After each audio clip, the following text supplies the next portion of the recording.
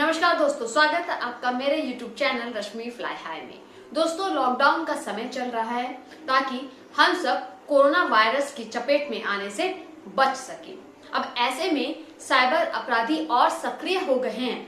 वो अपने जाल में हमें फंसाकर लूट रहे हैं। कभी आपके अकाउंट में रकम भेजने के बहाने, तो कभी फोन पर आपके रिश्तेदार बनकर या फिर बैंक कर्मी बनकर लूट रहे हैं। दोस्तों, हम सब अपने लाइफ में इंटरनेट का इस्तेमाल तो जरूर करते हैं। अब ऐसे में संभव है कि कभी ना कभी हम भी इन साइबर अपराधियों के जाल में फंस सकते हैं। तो मैं आज का वीडियो इसी विषय पर है कि कैसे हमें इन साइबर अपराधियों के जाल में फंसने से बचना है, और अगर हम फंस जाते हैं तो हमें किन बातों का ध्यान रखना है। ये सब मैं आपको इस वीडियो में बताऊंगी। लेकिन उससे पहले आपको बता दूं कि मेरे इस वीडियो को स्टार्टिंग से लेकर एंड तक पूरा देखिएगा, और हाँ, मेरे इस चैनल को subscribe, like, comment and share करना मत भूलिएगा। तो चलिए दोस्तों, आज की हम शुरुआत करते हैं एक ऐसे लाइव वीडियो से जिसमें मैं आपको एक व्यक्ति से मिलाने वाली हूँ। उन्होंने न सिर्फ अपने केस को सॉल्व किया, बल्कि 72,000 लोगों का पैसा डूबने से भी बचाया, जिसके लिए उन्हें सम्मानित भी किया गया और उनका नाम रखा गया साइबर मैन। तो कौन है ये साइबर मैन, आप खुद देख लीजिए। नमस्कार। आज हम एक बहुत बड़े अपराध के मुद्दे पर बात करेंगे, जिस पर हमारे देश के सभी धर्म, जाति और व्यवसाय, सभी नौकरी करने वाले, यानी देश के बड़े से बड़ा और छोटे से छोटा व्यक्ति, यहाँ तक कि भारत के 130 करोड़ लोग प्रभावित हो रहे हैं। ऐसे बड़े अपराध को साइबर क्राइम कहते हैं। आप सभी जानते हैं कि साइबर क्राइम ऐसा क्राइम है जिस व्यक्ति के साथ भी उसके रुपए की धोखाधड़ी होती है, उसको ये भी नहीं पता होता कि रुपए चुराने वाला उसके शहर, ज़िले, यहाँ तक कि उसके देश का भी है या नहीं। बहुत दुख होता है जब हमारी मेहनत का पैसा हमारी आंखों के सामने से चला जाता है और हम कुछ नहीं कर पाते। परंतु आज तक चोरी होने के बाद हम कभी ये नहीं सोचते कि ये कैसे हुआ, बल्कि हम सिर्फ अपनी या दूसरों की गलती ही ढूंढते हैं। जिस प्रकार पुलिस द्वारा चोर पकड़ने के लिए बैरिकेडिंग का इस्तेमाल किया जाता है, जिससे चोर या तो चोरी ना करे या वहाँ से भाग ना पाए। और जितनी भी हमारी युवा पीढ़ी इस क्राइम की दुनिया में जितनी तेज़ी से जुड़ रही है, और वो ये भी नहीं सोचती कि यदि एक बार उन्होंने चाहे 1 रुपये का साइबर क्राइम किया हो और उसके बाद यदि क्राइम करना छोड़ भी दे, परंतु जब वो भी IP एड्रेस के थ्रू ट्रेस होंगे तो ज़रूर पकड़े जाएंगे, और तब पता नहीं वो हमारे देश के किस महत्वपूर्ण पद पर हों और अपना व अपने परिवार का और उस पद का नाम खराब कर देंगे और हमेशा के लिए चोर ही कहलाएंगे। और वैसे भी अपराध तो अपराध ही होता है, चाहे छोटा हो या बड़ा। दोस्तों, लॉकडाउन के 44 दिन के भीतर शहर में 30 से अधिक केस पुलिस के नजर में आ चुके हैं, पर पीड़ितों को सिर्फ भटकना ही पड़ रहा है। अब लॉकडाउन के समय हम घर पर हैं, तो संभव है कि हम सब ज्यादा से ज्यादा इंटरनेट का यूज कर रहे हैं और जो पेमेंट है वो ऑनलाइन कर रहे हैं। अब ऐसे में जो साइबर अपराधी हैं वो क्या कर रहे हैं, वो कॉल कर अपने झांसे में लेकर हमारे अकाउंट से पैसे उड़न-छू कर रहे हैं। और जिस प्रकार हम अपने घर, दुकान के बाहर CCTV लगाते हैं जिससे चोरी को रोका जा सके, और यदि चोरी हो तो चोर पकड़ा जाए, अगर ऐसा ही हम अपने बैंक अकाउंट में करें कि यदि एक बटन दबाने से चोर को उसके पकड़े जाने का डर बन जाए तो कैसा रहेगा, सोच कर देखें। यदि हमारे घर में किसी बच्चे या बुजुर्ग व्यक्ति के द्वारा उसकी गलती से भी किसी को फ़ोन पर बैंक या ATM की डिटेल बता दी भी जाए, तो भी चोर को चोरी करते हुए डर लगे, तो हमारे यहाँ के व्यापारी या अन्य आम व्यक्ति जिनको बैंक में रखे मेहनत के रुपए हर समय चोरी होने का डर रहता है, वो ख़त्म हो जाएगा और हर व्यक्ति ऑनलाइन ट्रांजैक्शन करने में नहीं डरेगा। और यदि किसी का पैसा चोरी हो भी जाता है तो एक बटन पर हमारे द्वारा लगाए गए CCTV कैमरे में प्रार्थी खुद चोर को देखकर पुलिस के पास चोर के खिलाफ सबूत लेकर जाएगा। प्रार्थी ये नहीं कहेगा कि पता नहीं चोरी किसने की है, बल्कि ये कहेगा कि इस व्यक्ति ने इस जगह से, इस नंबर से, इस बैंक खाते के द्वारा चोरी की है और इसका एड्रेस ये है। जिससे पुलिस, साइबर सेल, यहाँ तक कि STF यानी स्पेशल टास्क फोर्स के लोगों पर साइबर क्राइम के बहुत से चोरी के बढ़ते लोड को हम काफ़ी हद तक कम कर सकते हैं। इससे हमारी युवा पीढ़ी भी देश में अपनी काबिलियत का गलत इस्तेमाल करने से डरेगी और डिजिटल इंडिया को तरक्की की ओर लेकर जाएगी।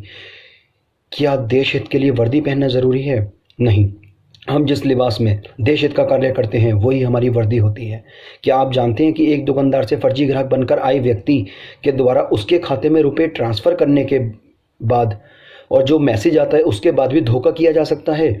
अगर आपको लग रहा है कि हमें साइबर क्राइम को रोकने में काफ़ी समय या पैसा लगाना पड़ेगा तो ऐसा बिल्कुल नहीं है। और हाँ, हम ऐसा फ्री में कर सकते हैं और 7 दिन के अंदर ही साइबर अपराध को ना के बराबर कर सकते हैं। जी हाँ, हम ऐसा बिल्कुल कर सकते हैं। मैंने खुद लखनऊ जाकर माननीय मुख्यमंत्री जी, एसटीएफ ऑफिस, डीजीपी ऑफिस और दिल्ली में केंद्रीय मंत्री विजय सांपला जी और मुख्य बीजेपी ऑफिस 3 मूर्ति मार्ग स्थित और अन्य कई महत्वपूर्ण जगहों में भी अपनी इस गाइडलाइंस का जिक्र किया था।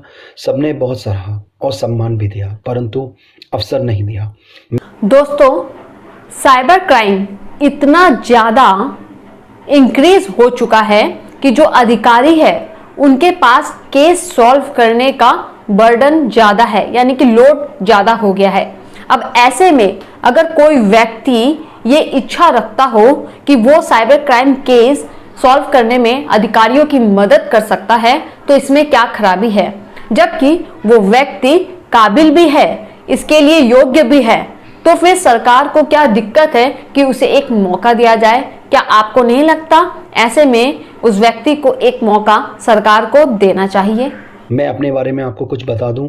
मैं एक व्यापारी होते हुए भी मैंने कोशिश से भारत के 72,000 लोगों का पैसा बचाया और हज़ारों की संख्या में ऐसी युवा पीढ़ी जो 10%, 20%, 50% के लाभ पर साइबर क्राइम से पैसा कमा रही थी उसको बचाया, जिसके लिए मुझे लोगों द्वारा दिए गए बहुमूल्य प्यार और आशीर्वाद से साइबर मैन के नाम से भी जाना जाता है। परंतु अब दूसरी कोशिश से मैं 130 करोड़ लोग को सुरक्षित करना चाहता हूं और मैं ये नहीं कह रहा कि हमारे मुख्य टीमें ऐसा क्यों नहीं कर पा रही हैं, क्योंकि उन पर केस को सॉल्व करने का बहुत लोड होता है। वो हमारे एक्सपर्ट हैं। एक केस के बाद दूसरे केस को सॉल्व करने का प्रेशर होता है, परंतु हम एक आम आदमी की तरह भी सोचकर भी इन अपराधों को रोक सकते हैं। और वैसे भी क्या सारी जिम्मेदारी पुलिस, मीडिया और राजनीतिक लोगों की है? क्या हमारी कोई जिम्मेदारी नहीं होती? परंतु देश हित के लिए हमें आगे आना होगा, दूसरों को आगे बढ़ाना होगा। जय हिंद, जय भारत। आपका मनीष, साइबरमैन, मुरादाबाद। दोस्तों, सुना आपने मनीष गोयल उर्फ साइबरमैन को। इन्हें सिर्फ एक मौका चाहिए ताकि ये प्रमाण दे सके कि ज्यादा बिना पैसा खर्चा किए ये साइबर अपराधियों को धर दबोच सकते हैं।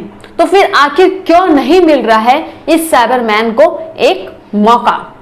क्या साइबर केसेस को सॉल्व करने के लिए किसी तरह की डिग्री का होना ही जरूरी है? क्या अगर आपके पास कोई विशेष डिग्री नहीं है तो आप साइबर केस नहीं सॉल्व कर सकते? क्या नॉलेज से ज़्यादा डिग्री का होना महत्व रखता है? क्या साइबरमैन का दोष ये है कि वो एक आम आदमी है? जी हाँ दोस्तों, ये वो सवाल है जो सरकार पर सवालिया निशान खड़े करते हैं कि आखिर क्यों नहीं साइबरमैन को मौका दिया जा रहा है। दोस्तों, मेरी सरकार से यही अपील है कि मनीष गोयल उर्फ साइबरमैन को एक मौका दे, क्योंकि जो व्यक्ति खुद अपना केस सॉल्व कर सकता है और साथ ही साथ 72,000 लोगों का पैसा डूबने से बचा सकता है, तो क्या वो इस तरह के कई और केस को सॉल्व नहीं कर सकता? जरूर कर सकता है। बस शर्त है कि उसे आधिकारिक रूप से एक मौका दिया जाए ताकि वो अधिकारियों की मदद करे और साइबर अपराधियों को धर दबोचने में सहायता दे।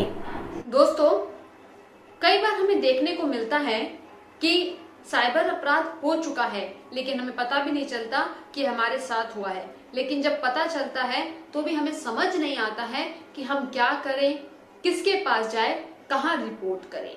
तो मैं आपको बताऊंगी कि आपको साइबर अपराध से बचने के लिए किन चीजों का ध्यान रखना है और अगर आप इस जाल में फंस जाते हैं तो आपको क्या करना है।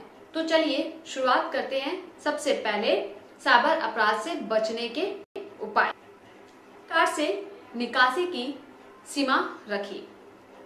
अगर आपका क्रेडिट कार्ड की कभी क्लोनिंग हो जाए या चोरी हो तो आप ज्यादा नुकसान से बच सकते हैं, लेकिन इसके लिए जरूरी है कि आप क्रेडिट कार्ड से शॉपिंग नगद निकासी की सीमा 10 से 20,000 रुपए से ज्यादा ना रखें। इससे फायदा यह होगा कि चोरी करने वाला कम से कम रकम निकाल पाएगा और आप बहुत बड़े नुकसान से बच सकते हैं। एंटीवायरस लगवाएं।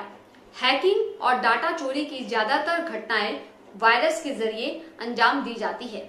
ऐसे में जरूरी है कि आप अपने कंप्यूटर में एंटीवायरस लगवाएं या फिर आप एप्पल जैसे ब्रांड का कंप्यूटर रख सकते हैं जिसमें वायरस का डर नहीं होता है।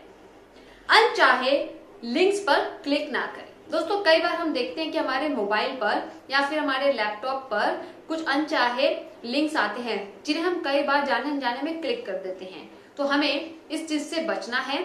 वायरस और हैकिंग से बचना चाहते हैं तो फेसबुक और व्हाट्सएप और ईमेल से आने वाले अनचाहे लिंक्स पर क्लिक भूल कर भी ना करें। सोशल मीडिया में कोई अनजाना शख्स कुछ मैसेज करता है और किसी लिंक पर क्लिक करने के लिए कहता तो उससे सावधान रहें। ऐसे व्यक्ति को बिना कुछ जवाब दिए ही ब्लॉक करें। पासवर्ड बदलते रहें। आप अपने डेबिट कार्ड या क्रेडिट कार्ड या सोशल मीडिया अकाउंट का पासवर्ड समय समय पर बदलते रहें। कई बार हम बिना लॉक किए बिना ही फोन को जेब में रख लेते हैं जिससे फोन से कई मैसेज या दूसरे एक्शन होने का खतरा रहता है। पासवर्ड से कम 10 अंकों का रखें और कोशिश करें कि कोई नाम या डेट ऑफ बर्थ या मोबाइल नंबर जैसी चीजें ना हो। अब मैं आपको बताऊंगी कि हमें किन बातों का ध्यान रखना है अगर हम इस मकर जाल में फंस जाते हैं तो। सहज कर रखें। आपके साथ सोशल मीडिया पर गलत व्यवहार होता है, धोखाधड़ी का शिकार होते हैं, तो ऐसे में आप संबंधित पेज का स्क्रीनशॉट, लिंक, डेट और टाइम आदि को सहज कर रखें ताकि रिपोर्ट के वक्त संबंधित अथॉरिटी को सबूत के रूप में दिया जा सके। संबंधित अथॉरिटी को शिकायत करें। ऑनलाइन अपराध का शिकार होने के बाद चाहिए कि आप संबंधित अथॉरिटी या संस्था से रिपोर्ट करें। जैसे क्रेडिट कार्ड से पैसे निकाले जाने पर बैंक से रिपोर्ट करें। फेसबुक से कोई तंग कर रहा है तो हेल्प सेंटर की रिपोर्टिंग सेक्शन में जाकर उसकी प्रोफाइल को रिपोर्ट करें या उसे ब्लॉक करें। मामला गंभीर होने पर पुलिस से भी रिपोर्ट करें। मामला ज्यादा बड़ा हो तो उसकी रिपोर्ट जिले में मौजूद पुलिस के साइबर सेल से करें। तो दोस्तों, मेरा आज का ये वीडियो था साइबर क्राइम पर, जिसमें मैंने आज आपको एक ऐसे व्यक्तित्व से मिलाया जिन्होंने अपनी सूझबूझ से एक ख्याति की प्राप्ति की है। वो है साइबर मैन। तो दोस्तों, आप भी अपनी सुरक्षा खुद कर सकते हैं। बस जरूरत है कि आप सचेत रहें और कुछ बातों का ध्यान में रख कर ही अपने सोशल मीडिया और अकाउंट का प्रयोग करें। उम्मीद करती हूँ कि मेरा आज का ये वीडियो आपको पसंद आया होगा। तो प्लीज मेरे इस चैनल को सब्सक्राइब कीजिएगा और ज्यादा से ज्यादा इस वीडियो को शेयर कीजिएगा। जय हिंद।